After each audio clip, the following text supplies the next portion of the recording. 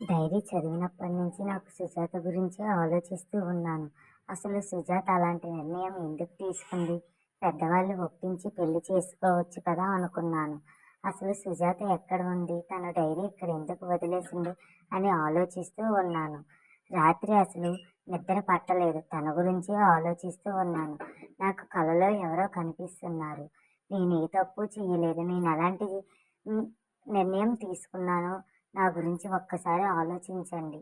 నాకు సాయం చేయండి అని మాటలు వినిపిస్తూ ఉన్నాయి. తను ఎవరా అని ఆలోచిస్తుండగా నాకు సుజాత కనిపించింది. నాకు సాయం చేయండి. నేను ఏ తప్పు చేయలేదు. నా నిందను నాపై చెరపండి అనే మాటలు వినిపిస్తున్నాయి. అలా వినిపిస్తూ ఉండగా నాకు మా ఆయన పిలిచేసరికి తెలివి వచ్చేసింది. ఎక్కడ చూసినా తన గురించే అనిపిస్తుంది. అలా అసలు తనకి ఏం జరిగిందని ఆ చుట్టుపక్కల ఉన్న వాళ్ళతో ఒకసారి